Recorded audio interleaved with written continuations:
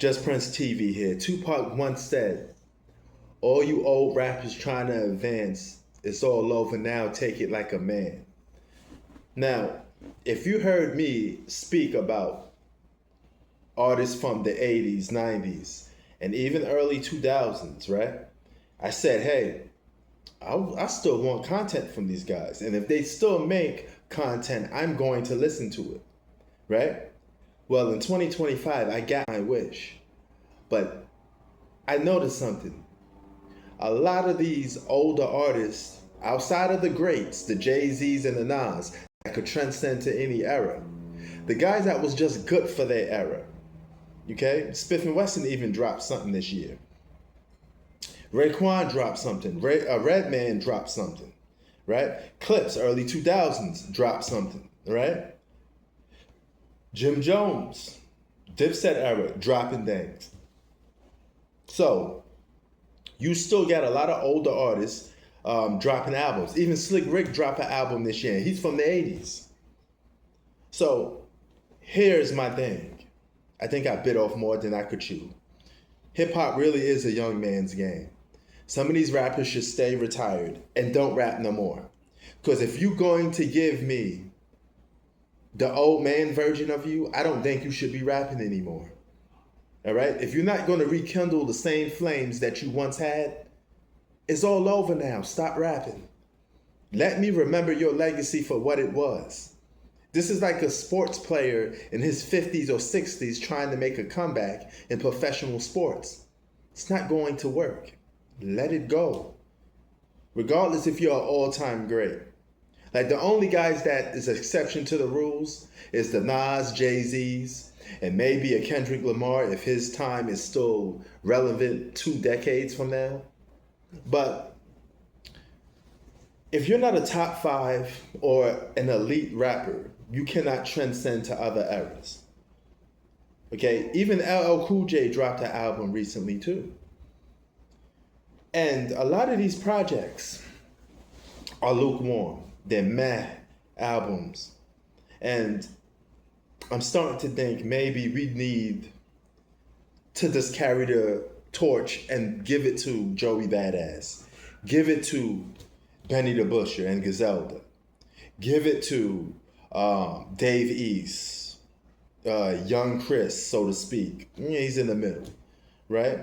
But these are young artists. It's their time. Let them shine. Let them do their thing, right? And these artists are the people that the younger audience is checking for. Because all these older artists, the Redmans, the Raekwons, the only ones listening to their content really is people from their generation, all right? The older cats, the older heads like myself.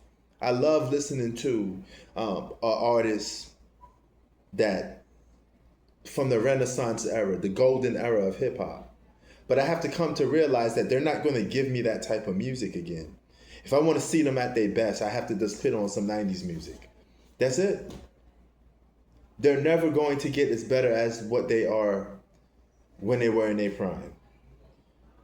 Some of them have health issues. Voice don't sound the same. Their wordplay disappeared. They're not as creative, right? So I come to grips with a Raekwon. I was excited about his album. Then I realized he haven't been the same after Only Built for Cuban Links. All right? The Immorality album and all these other projects that he worked on. He never was the same rapper anyway. All right? Ghostface Killah is a little bit different.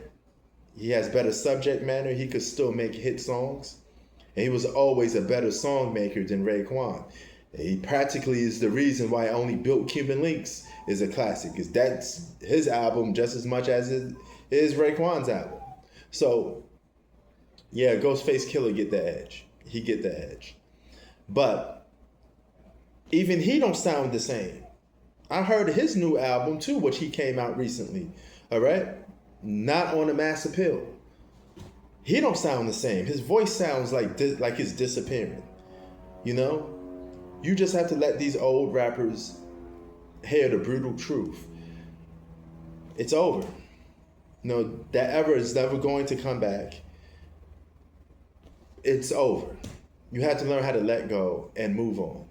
If you can't like the Joey Badasses of the world, the Ray Vaughns, and all these new young cats that's rapping right now, then maybe hip hop is not for you. But I'm willing to give some of these young artists, because it's their time, a chance to prove themselves. And I'm satisfied with some of them.